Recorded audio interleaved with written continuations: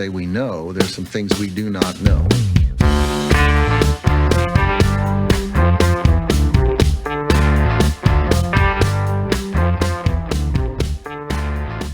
Hello everyone, and welcome back to the Things You Don't Know podcast. I am Kirby Dubry, and today we're actually talking about a few things. They all have something in common, but there's a couple of different topics. On my Facebook page, I asked for what questions y'all might have about this upcoming holiday weekend. And 3 of the most common questions I got were, where did trick-or-treating come from? Why do we do it? And what is the difference between Halloween and the Day of the Dead? So, to that end, today we are actually talking about 2 of the most popular celebrations of ghosts and the dead in the world, Halloween and Dia de los Muertos, or Day of the Dead. Actually, I guess you could say we're talking about 3 of the most commonly practiced holidays, because we're also going to be talking about Samhain, which is spelled Samhain, but it's the ancient Celtic holiday where Halloween got its roots, and it turns out that there are still a few people who practice the pagan tradition of Samhain. We'll get into that in a bit. So first of all, Samhain, it means summer's end in Gaelic, or the Celtic language, and it was commonly celebrated on the New Year on November 1st. And it was a representation of the end of the old year with the last harvest and the dying of the year with the coming of winter, and the coming birth of a new year for the Celts. And the night before November 1st, October 31st, was called Samhain Eve, and it was believed that this was the time that the dead could return to the world as spirits, because as the year died, so the veil between the worlds thinned. So the Celts would put out offerings of food and wine, and they would build large bonfires where they would burn offerings of grain and fruit and animals. And the Celts would wear masks during these rituals to confuse the dead and prevent them from possessing them, as they attempted to peer beyond the veil to foresee the future and determine whether or not their villages were going to survive the upcoming year. And it's also during this time that we get the pictures, the images of bonfires with people dancing around them, and such as that. But then the Romans came to Great Britain, and they took over around 43 AD, and they incorporated their own festivals of the dead and of the harvest. And it's probably from this latter, the Festival of the Harvest, that the prevalence of apples in current traditions comes from, such as bobbing for apples and candy apples. And it's probably left over from a way the Romans used to honor the Roman goddess Pomona, who is a goddess of fruit and of the harvest. And then around the 8th century, the Christian Church, with their habit of taking over pagan holidays, declared Samhain to be All Saints' Day, or All Hallows' Day, in remembrance of all the saints, known and unknown, unto the end of time. So the evening before went from Samhain Eve to All Saints' Eve, or All Hallows' Eve, and finally as Halloween. And this is probably where the very first inklings of trick-or-treating appear. During All Saints' Day parades in England, the poor would beg for food in exchange for praying for the dead relatives of families, and they would be given small pastries called soul cakes. And the church really encouraged this practice of giving out soul cakes in an effort to replace the pagan traditions of leaving offerings for roaming spirits. And it was called souling, because soul cakes, and the practice eventually was taken up by children who would visit the homes in their neighborhood, and they'd be given ale and food and money in return for promising to pray for the deceased family members. But despite the church's best efforts, costumes and masks remained a really common practice, thanks to the superstitious nature of the people at the time. and they would wear masks when leaving their homes on Hallows Eve, so they would not be recognized should they encounter a wandering spirit. And these traditions held true, and still do, and always pretty much have for Great Britain and other places in Europe. But colonial America, thanks to really rigid Puritan sensibilities at the time, did not really embrace Halloween, especially in New England. Though in the southern colonies, some of the old European traditions and some American Indian traditions meshed into big public celebrations of the harvest and remembering of the deceased. And there'd be dancing and singing and bonfires, and stories of the dead were told. And it was also a night for mischief and pranks to be played, and just a way for the settlers to really celebrate before the long winter months. But it really was not anything near what we call Halloween.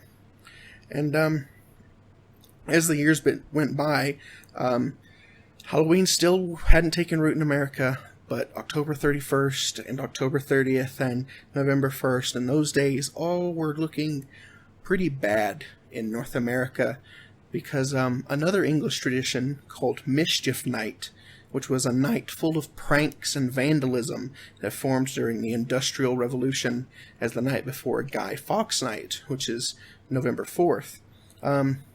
It was readily adopted by Americans, especially young adults, and they decided to place it before the day before All Hallows Eve, October 30th. And for many, many years, vandalism and arson and pranks plagued American cities, sometimes to the point of riots. In Detroit, it's known as Devil's Night, and it still occurs, I believe, and there's usually a rash of arsons. For many years in Queens, Mischief Night would result in riots and vandalism, and it even made a riot of teenagers in Canada that lasted for, I believe, 4 days before police were able to eventually stop the riot. But it wasn't until an influx of European immigrants in the 19th century that Halloween actually came to America in any semblance of what we know now. It came over with Irish immigrants who brought with them the traditions of costumes and souling, going home to home and asking for food or money in return for prayers or some such other nice deed. And the practice would eventually extend out of the Irish neighborhoods, and it became a really early precursor to modern trick-or-treating as we know it. It was also the Irish who introduced the tradition of jack-o'-lanterns to North America. It stems from an old Irish legend about a man named Jack who made a deal with the devil to not go to hell. But when he died, St. Peter wouldn't let him into heaven because of his sins, and he couldn't go to hell because of the deal, so he was forced to roam back and forth with his lantern for all eternity, and he can supposedly be seen on Halloween night because the veil between the worlds is thin. The Irish originally used hollowed-out gourds or turnips for their lanterns on All Hallows Eve, but when they immigrated to America, they discovered the pumpkin, and jack-o'-lanterns as we know it were born. However, a push in the late 1800s from community leaders and the media, newspapers, was made to make Halloween more about neighborly get-togethers and community parties rather than ghosts and mischief and witchcraft, mostly in an attempt to quail the violence and vandalism that was still running rampant in most American cities. But this led to large parties for kids and adults becoming really common in American towns. They'd be held in civic centers and such. And most of the superstitions and the religious overtones of Halloween were really lost by the 20th century, and things like jack-o'-lanterns and ghosts and stuff became decorations and really didn't have stories behind them anymore. And so by the 1920s, Halloween had become a very secular, community-centered event, and there were parades and town parties. But there was still a really big problem with vandalism, thanks to Mischief Night. It was still very prevalent, and Mischief Night still exists to some extent, especially on the East Coast, New Jersey and New York. But the pranks often bled over on to October 31st and Halloween. But by the time the 50s came around, the vandalism had pretty much been tamped out because the holiday became very, very focused on children and costumes and candy and such like that. So it's the 50s that the modern Halloween we know really begins.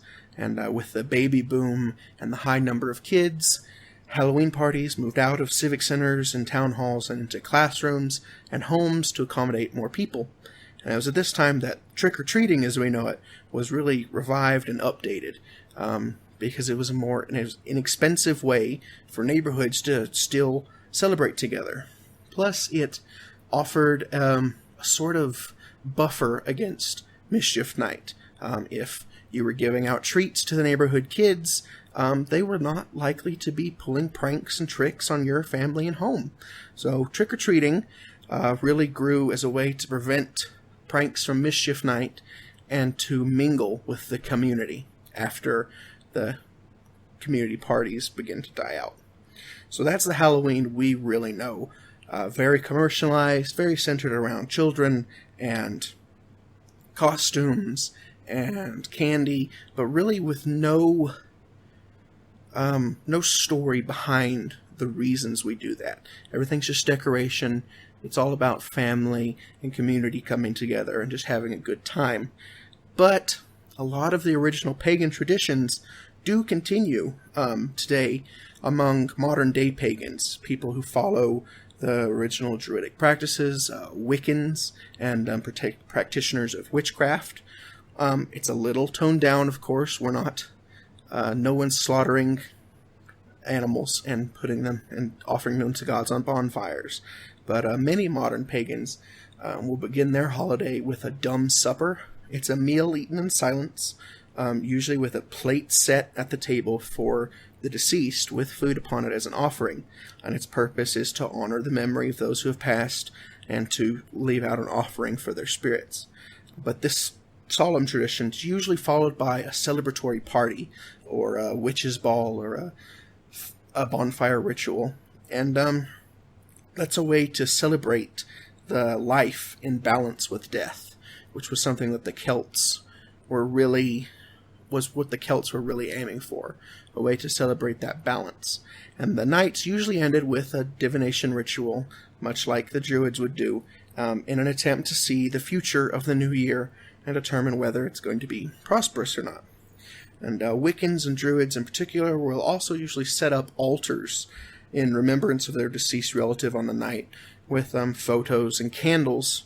And that really kind of connects with our second topic, the Mexican holiday known as Dia de los Muertos, or the Day of the Dead.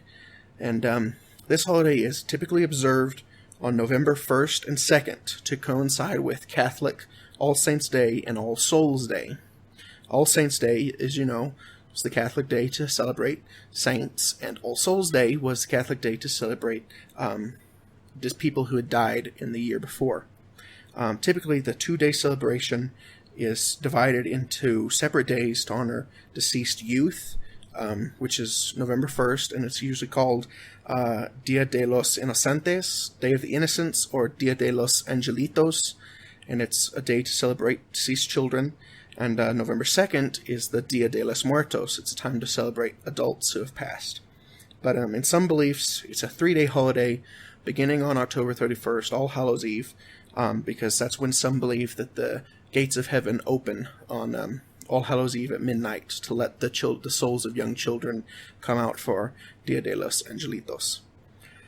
Dia de los Muertos can be traced back to the Aztecs, who celebrated with a festival for the goddess of the underworld, Mictecacuatl, or the Lady of the Dead.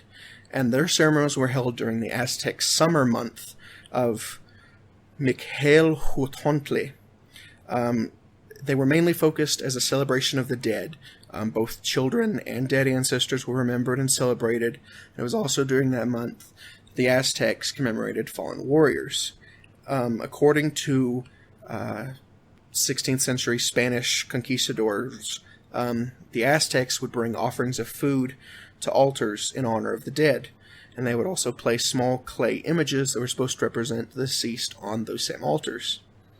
And these traditions would later blend heavily with the Catholic Spanish conquistadors' All Saints and All Souls Days, after the conquistadors and priests traveling with them convinced the Aztec cultures to move their celebration from summer to fall to coincide with the Catholic holidays. So on Dia de los Muertos, families gather to celebrate those who have died, as well as to build altars in their homes or schools and other public places to pay homage to the deceased. And many will honor the dead with gifts of sugar skulls and chocolate, and marigolds, which is the Mexican flower of death, sweetbreads and trinkets, things like that. And families will also typically visit graves to deliver the ofrendas or offerings and hold vigils with candles and photos. So that all really ties back to the Aztecs' tradition of bringing food to altars in honor of the dead. Traditional decorations of Dia de los Muertos, the stylized skeletons and the sugar skulls, and the tradition of Pan de Muerte are supposed to be ways to inoculate against a fear of death and to help make it something to be celebrated alongside or as a result of the deceased's life. Dia de los Muertos is a very serious holiday, especially in the more rural areas of Mexico and Central America, and it's not uncommon for months of savings to be spent on the food and the decorations and offerings during the holiday. Though in the major cities, it's more of a secular celebration, but it's celebrated as a large festival. But even then, families will take time to visit the graves of loved ones. So that's what really separates Halloween from Dia de los Muertos. Halloween is very commercialized, doesn't really have any traditions behind it anymore. It's all just decoration, all just window dressing. Dia de los Muertos, though, is still very much a cultural thing, still very much about honoring the dead and the deceased and honoring their life and celebrating that. So, very American and very not American, basically, is what we have here. So, that's it. That's the episode. I hope I answered everybody's questions from the Facebook page. I think I did. If I didn't, please go over there and let me know. If you didn't ask a question beforehand and you have one after listening to this, please go to the Facebook page. It's just search the Things You Don't Know podcast. Go over there and ask me a question, and I will find the answer for you. I will do my best to provide you with that information.